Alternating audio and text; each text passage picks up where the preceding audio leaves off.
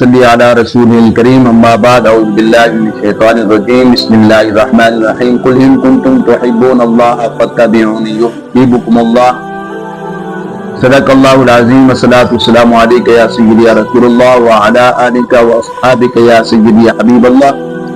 اللہ تبارک و تعالی نے فرمایا قل ان کنتم تحبون اللہ، قل محبوب فرما دیجئے ان کنتم تحبون اللہ، جو اللہ سے محبت کرنا چاہتا ہے محبوب، فاتبعونی یحببکم اللہ، وہ آپ سے محبت کرے تو اللہ اس سے خود ہی محبت فرمائے گا۔ تو پتہ چلا اللہ بھی اس بندے سے محبت کرتا ہے کہ جس کے دل میں محبوب کی محبت موجود ہوتی ہے۔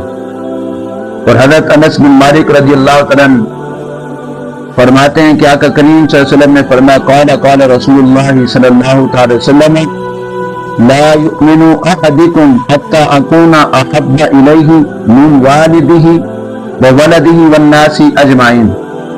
فرمایا جب تک بندہ اپنے ماں باپ سے بڑھ کر، اپنی اولاد سے بڑھ کر، تمام لوگوں سے بڑھ کر محبوب سے محبت نہیں کرتا، مجھ سے محبت نہیں کرتا، اس وقت تک وہ مومن ہو سکتا نہیں۔ تو پتہ چلا کہ مومن بھی وہی ہے کہ جس کے دل کے اندر محبوب کی محبت موجود ہے۔